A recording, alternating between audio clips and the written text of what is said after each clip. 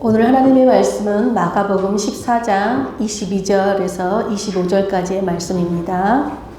그들이 먹을 때에 예수께서 떡을 가지사 축복하시고 떼어 제자들에게 주시며 이르시되 받으라 이것은 내 몸이니라 하시고 또 잔을 가지사 감사하기도 하시고 그들에게 주시니 다 이를 마시매 이르시되 이것은 많은 사람을 위하여 흘리는 나의 피 곧 언약의 피니라. 진실로 너희에게 이르노니 내가 포도나무에서 난 것을 하나님 나라에서 새 것으로 마시는 날까지 다시 마시지 아니하리라 하시니라. 아멘. 네, 오늘은 받아서 먹고 마시라는 제목으로 함께 말씀을 나누겠습니다. 여러분, 우리가 지금 사순절을 지나고 있죠. 여러분, 사순절은 부활절을 준비하는 40일의 기간으로 특별히 이번 한 주간은 이제 일주일간 고난주간으로 우리가 지내게 됩니다. 그리고 오늘 부활주일 일주일 전인 오늘을 우리가 종료주일로 지냅니다. 여러분, 종료주일은 예수님께서 어린 나귀를 타시고 예루살렘으로 입성하신 날을 기념하는 날이에요. 예수님께서 어린 나귀를 타고 예루살렘으로 입성하실 때 많은 무리들이 자신들의 겉옷뿐만 아니라 종려나무 가지를 꺾어서 길에 깔았어요. 그리고 호산나 찬송하리로다 주의 이름으로 오시는 이여 찬송하리로다 오는 우리 조상 다윗의 나라여 가장 높은 곳에서 호산나 라고 외쳤습니다. 즉 사람들은 예수님이 구약에서 예언한 바로 그 메시아이심을 받아들이고 열렬히 환호한 것이었습니다. 그런데 여러분, 종려나무 가지를 흔들면서 예수님이 우리의 왕이시다, 우리의 메시아시다고 외쳤으면 여러분, 기쁨의 주간이 되어야 될 텐데 우리가 왜 여러분 고난주간으로 보낼까요?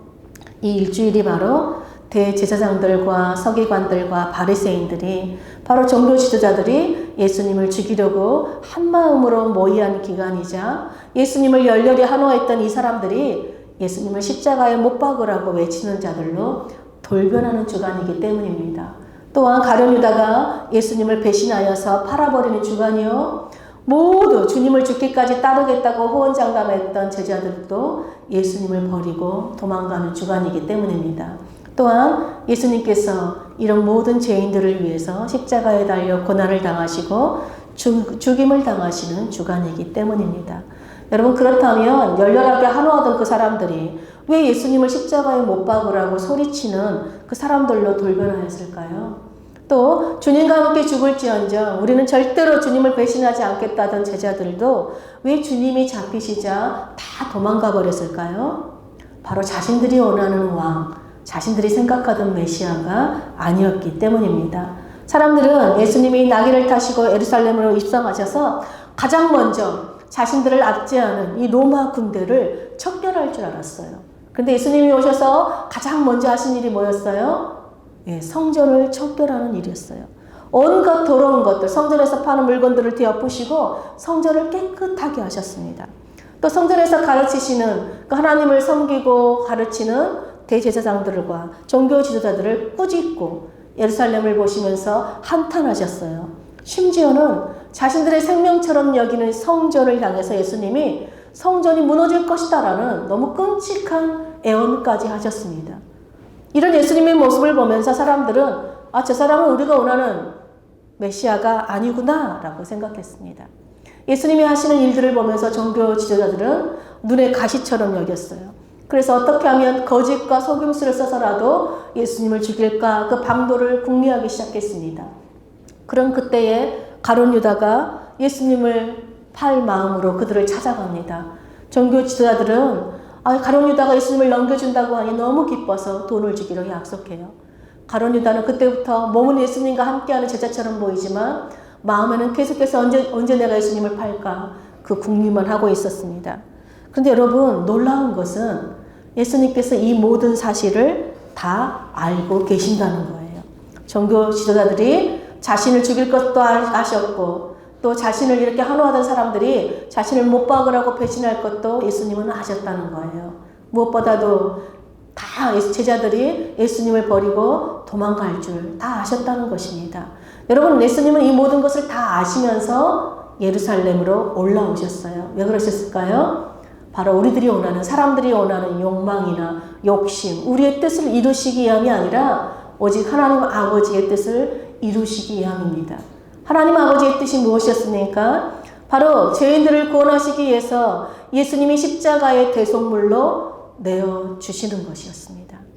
그런데 사람들은 하나님이 주시는 이 좋은 것을 받으려기보다는 내가 원하는 것만을 늘 얻기를 원해요. 이게 죄인들의 특징이죠.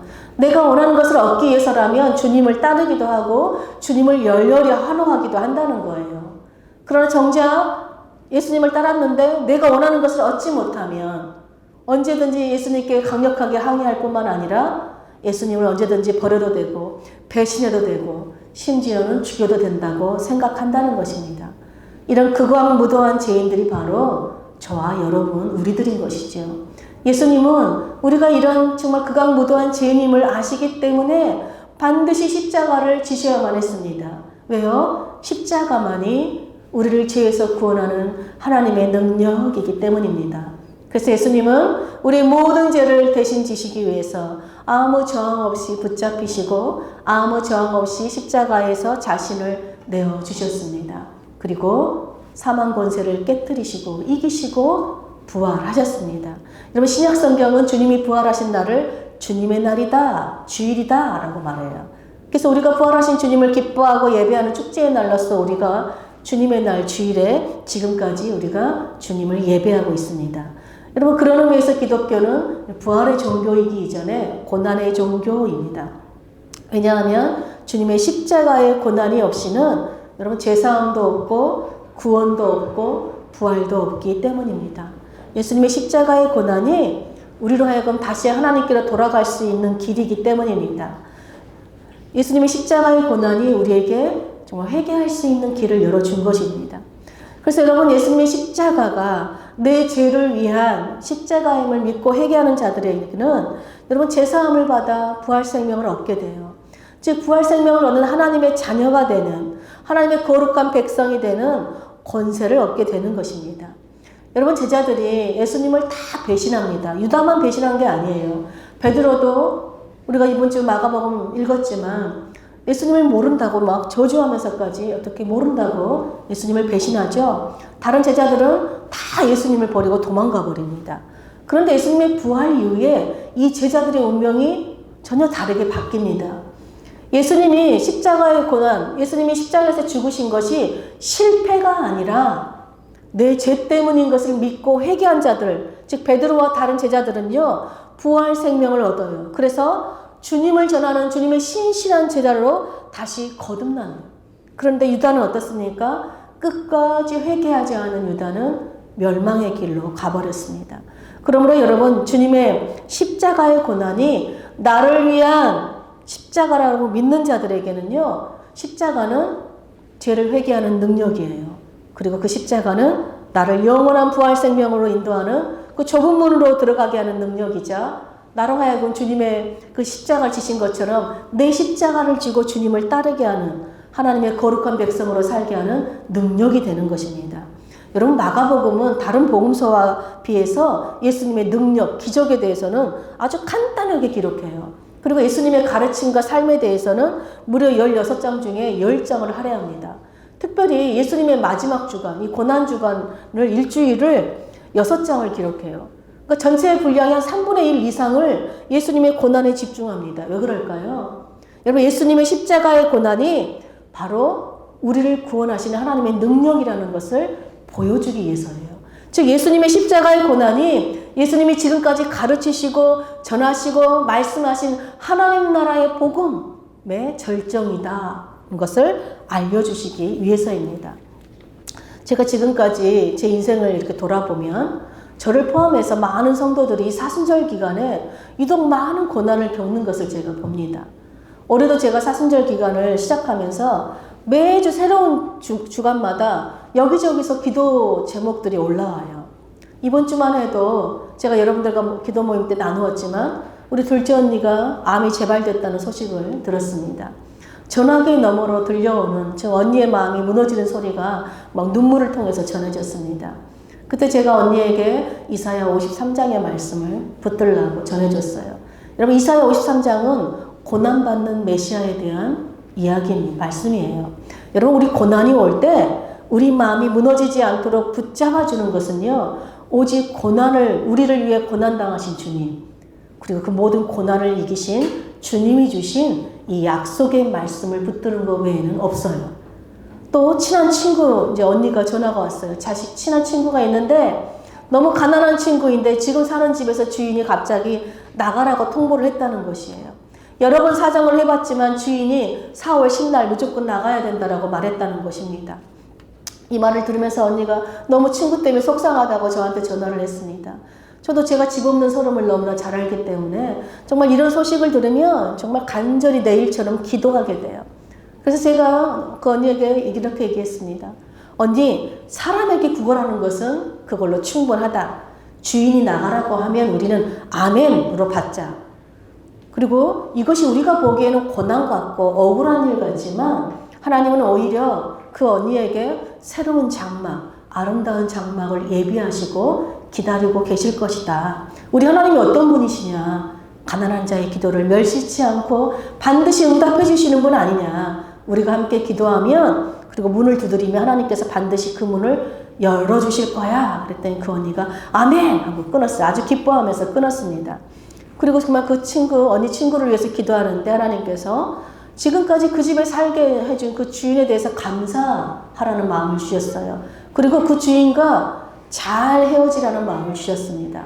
그래서 제가 그 언니에게 전화를 걸어서 주님이 주신 마음을 전했습니다. 그랬더니 그 언니가 저에게 이렇게 말했어요.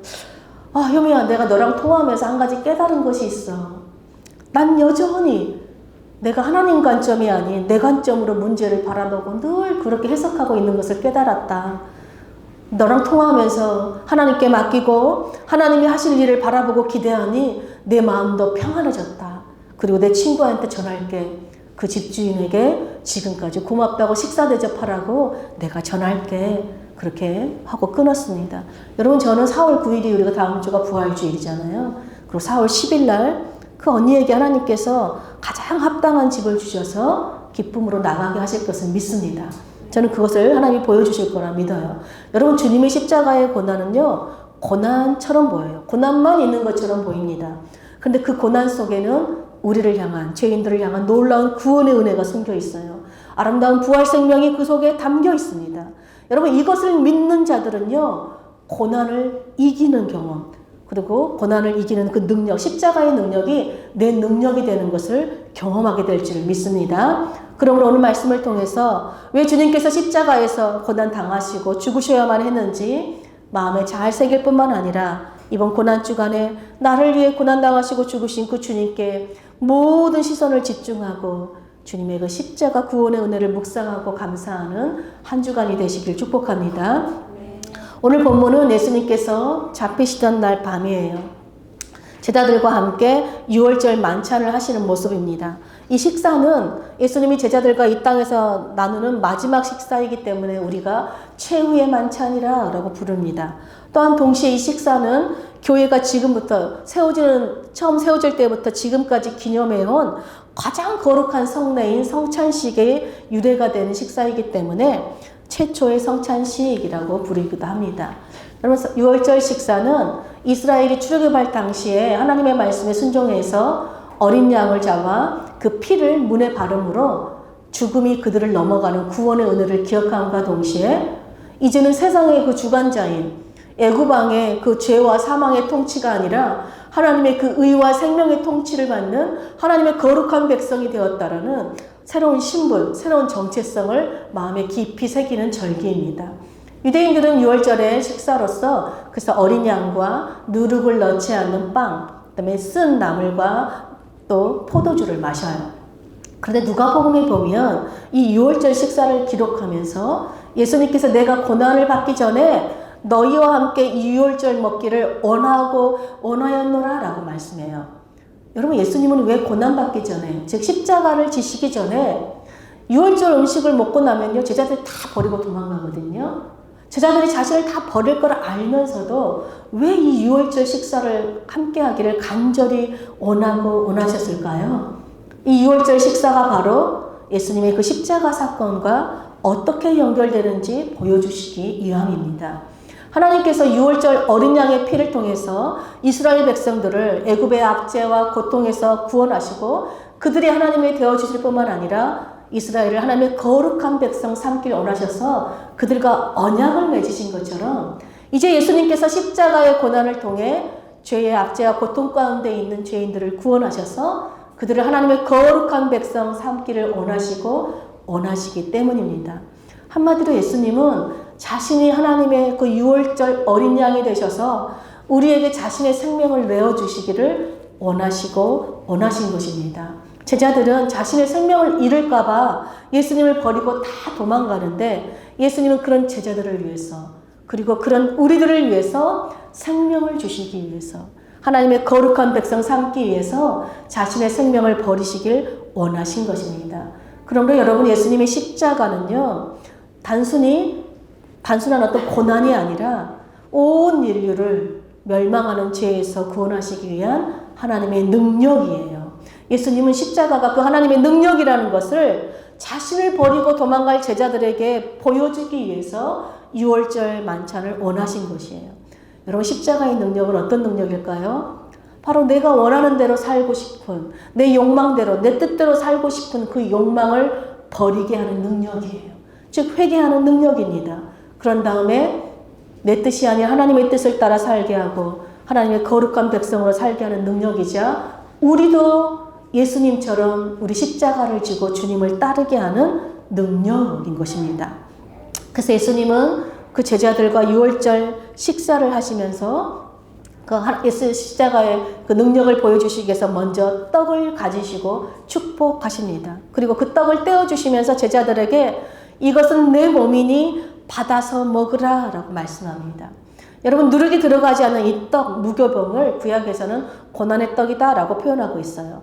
한마디로 이 떡은 예수님께서 십자가에서 찢기시고 고난받으실 예수님 몸을 상징하는 것입니다. 그런데 여러분 예수님께서 이것은 이 떡은 내 몸이니 받아서 먹으라 하실 때 세 가지 동사를 사용하세요. 그것이 바로 가지시다. 떡을 가지시고 또 축복하시고 떼어주셨다라는 세 가지 동사인데요. 여러분 이 세 가지 동사는 예수님께서 오병이어 기적을 행하실 때 동일하게 사용하신 세 가지 단어예요. 여러분 오병이어 기적에 어린 한 아이가 자기가 가지고 있던 보리떡 5개와 물고기 2마리를 내어놓았습니다. 이때 예수님께서 그것을 가지셨어요. 그리고 축복하신 다음에 떡을 떼어서 제자들에게 무리들에게 나누어 주어라 라고 말씀하셨습니다. 그 결과 어떻게 되었습니까? 남자만 5,000명을 먹이고도 12강주리가 남는 놀라운 어떤 기적을 체험하게 되었습니다. 근데 그때 오병이어를 경험한 사람들이 이 예수님은 우리에게 먹을 것을 해결해 주시는 우리의 왕이시구나. 우리의 왕으로 삼자라고 붙들려고 했어요. 그때 예수님께서 그 무리들을 향해 뭐라고 말씀하시냐면 나는 생명의 떡이다. 나는 그 먹고 죽는 육의 떡이 아니라 먹으면 영생하는 영의 떡, 생명의 떡이다. 내가 줄 떡은 곧 세상의 생명을 위한 내 살이다 라고 말씀합니다. 마찬가지로 지금 예수님은 제자들에게 지금 떡을 떼어주시면서 이것은 너희를 위한 내 몸이다, 내 살이다 라고 지금 말씀하고 있어요.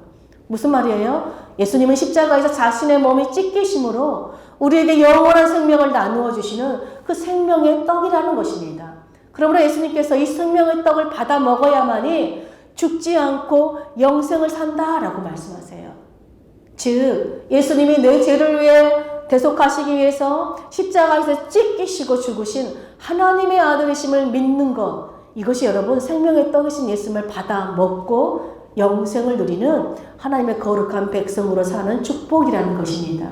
그러므로 예수님께서 이 오병이어 사건에서 제자들을 보내셔서 많은 사람들을 먹이게 하신 것처럼 이제 유월절 만찬에서 친히 떡을 가지시고 축복하시고 떼어주심으로 이제 제자들에게 여러분 너희가 십자가의 그 능력으로 돌이켜서 회개한 후에 너희가 많은 사람들에게 생명의 떡이신 예수 그리스도를 전하고 나누는 삶을 살게 될 것이다. 너희가 십자가를 이제는 도망가는 자가 아니라 십자가를 지고 나를 따르는 삶을 살게 될 것이라는 것을 미리 보여주신 것입니다.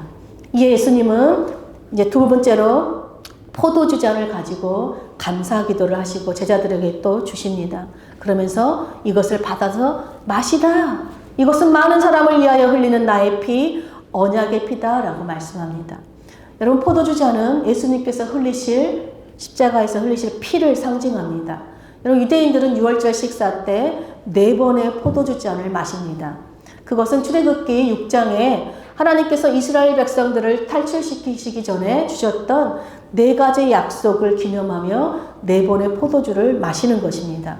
첫 번째 잔은 내가 애굽 사람의 무거운 짐에서 너희를 빼낼 것이다 라는 하나님의 그 약속을 기념하는 축복의 잔으로 마십니다. 둘째 잔은 그들의 노역에서 너희를 건질 것이다 라는 하나님의 약속을 기념하는 심판의 잔이에요. 세 번째 잔은 편팔과 여러 큰 심판으로 너희를 속량하고 구원할 것이다는 하나님의 약속을 기념하는 구원의 잔으로서 마십니다. 그리고 마지막으로는 너희를 내 백성으로 삼고 나는 너희의 하나님이 될 것이다는 그 하나님의 약속을 기념하는 소망의 잔입니다.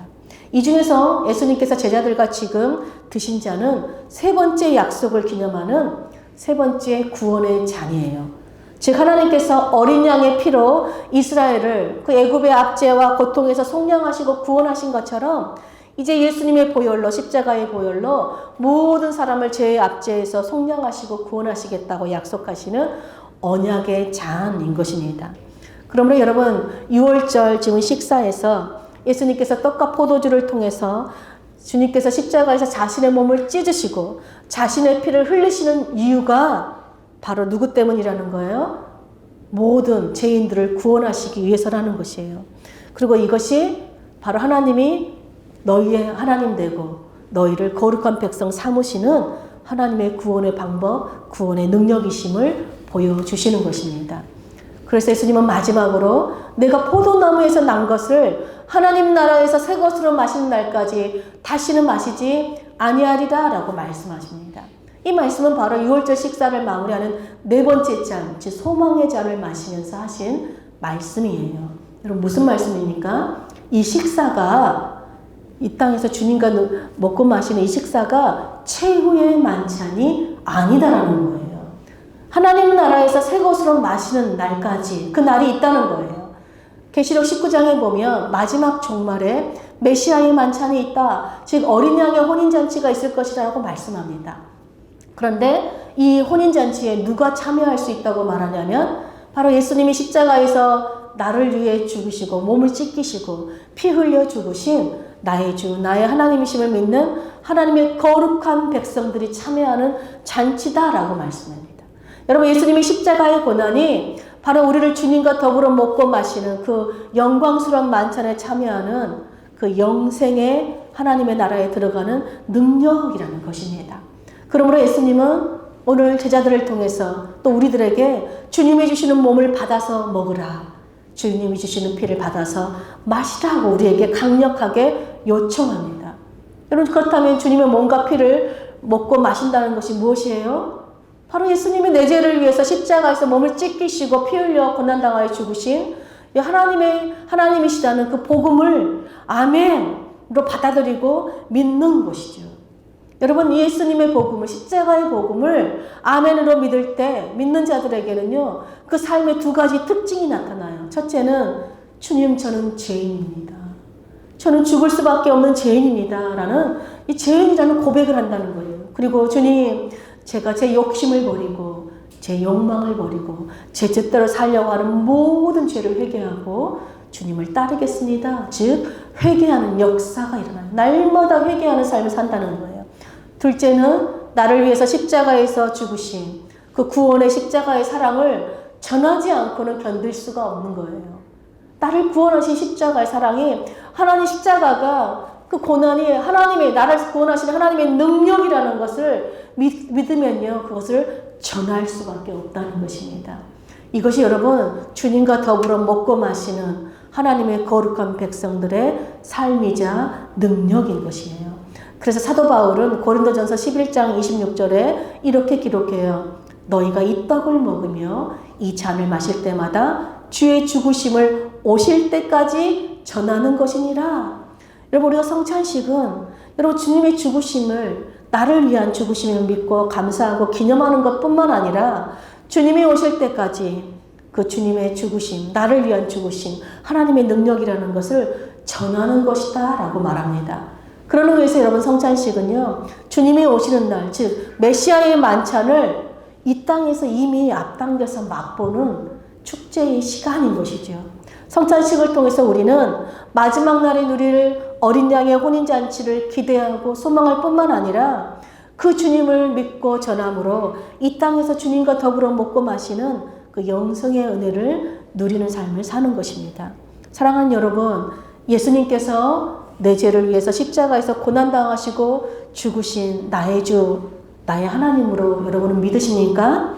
여러분 이것을 믿고 성찬에 참여하는 자들은 여러분 떡과 포도주를 받는 것이 주님의 몸과 주님의 피를 먹고 마시는 그 영생을 누리는 이름을 여러분 고백하는 자들이에요. 즉 예수님의 십자가의 죽으심이 예수님 일이 아니라 바로 나에게 일어난 나의 사건으로 받아들인다는 것입니다. 그러나 믿지 않는 자들에게는요, 예수님의 죽으심은 그저 한 개인의 죽음인 거예요. 떡과 포도주는 그저 먹고 마시는 거에 지나지 않는 것입니다.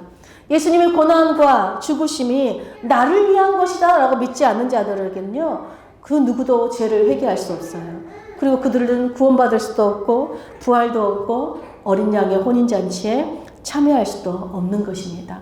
그러므로 사랑하는 여러분, 이번 한 주간 주님의 그 십자가의 고난과 죽으심이 나를 위한 하나님의 그 능력이라는 것을 깊이 묵상하고 그 구원의 은혜를 정말 감사하는 한 주간이 되시기를 축복합니다. 그리고 여전히 내 안에 내가 주인 되고 살려고 하는 욕망, 내 뜻대로 살려고 하는 그 욕망을, 그 죄를 정말 예수 그리스도의 십자가 앞에서 철저하게 회개하는 그 주간이 되시기를 축복합니다. 그래서 우리 다음 주일, 우리 부활주일에 우리가 성만찬을 통해서 그때 떡과 포도주를 받음으로 우리가 주님의 몸과 피를 받아 먹고 마심으로 그날에 있을 주님과의 만찬, 어린 양의 혼인의 잔치를 소망하고 기대할 뿐만 아니라 이 땅에서도 주님이 주시는 그 부활 생명을 우리가 누리고 주님의 그 십자가의 능력을 전하는 하나님의 거룩한 백성들로 사는 저와 여러분 되시기를 간절히 축복합니다.